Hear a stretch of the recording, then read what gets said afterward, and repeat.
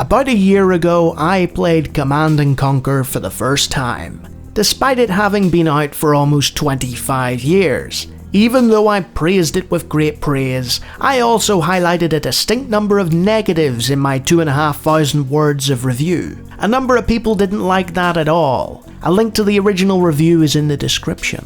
Now that the superb remaster is out, and has had a decent amount of time to be all patched up post-launch, I've decided to do something a little different and take apart my previous review by highlighting every negative thing I said about the game, and then proceeding to explain if Command & Conquer Remastered has fixed that or not. There's no right click in the original Command & Conquer, one of the many stylistic deviations from its soon-to-be competitors. My first complaint was one of the first things it rectified when I played through the remaster in my first impressions video on launch day. Command & Conquer allows you to toggle the control system between modern and classic styles, so now you can use that right mouse button if you please. The configuration program provided set the compatibility mode to Windows 95, so I had to uncheck it each time I ran the tool. There's no Windows 95 compatibility or community patches required to make the remaster work. It just does. You have the load button and the network button that won't work, plus a newfangled internet game, for which you need to register with the now defunct Planet Westwood. Internet games are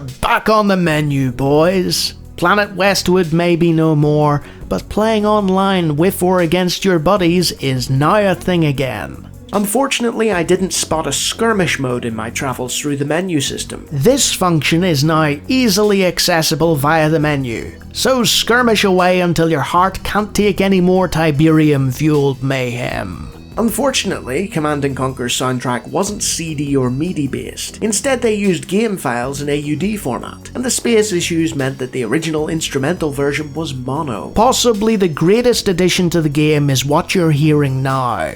A fully revised and stereo version of the music by original creator Frank Klepacki, who is still a rock star, and did brilliantly with all of the re-recordings. With the increased resolution of the unofficial patch, we suffer from the ant effect. This particular problem was completely mitigated by the ability to zoom in and out as you please now. Want the action far away as you strategize? No problem. Want things up close and personal? Can do, all with the correct aspect ratio. Details on your unit composition are non-existent and the sidebar is no help whatsoever with that. As of writing this, the remaster is gone with authenticity with regards to this, and emulated the original title. You still can't see stats and information when selecting a single unit, though the sidebar itself is more detailed and informative than it was before. At this time in history there was no easy mode for an RTS. The cheating and limited AI simply existed and you had to deal with it. Well, not anymore. The AI has been revamped for the remaster and you can now access a difficulty level selector, making things easier or harder as you see fit. It still plays true to the original, but it's not as dumb. You can review the mission briefing footage or get a basic rundown of what you're supposed to accomplish, but the rest is up to you. Mission objectives have now been installed, meaning you'll never again be confused about what it is you're trying to accomplish. You can spend many a minute trying to figure out what could possibly be left to do in the level on more than one occasion. With the improved graphics, it's now much easier to figure out what's left to destroy, and this reduces the pixel hunting significantly, even if the mission objectives remain the same. If you destroy everything in each map, eventually you can't continue the nod campaign, and if you haven't saved, back you go. If you manage to lose a mission like I did in my long play, you can now select the last level you played through and retry as many times as you want, without worrying about having to constantly save. A welcome addition. And even an idiot like me has a fair grasp of what each building would provide despite the instructions residing somewhere in the manual I didn't have. Well, now there's a handy little mouse-over tooltip that tells you exactly what each building does, so no more fumbling for manuals required. By modern standards, Command & Conquer is hard.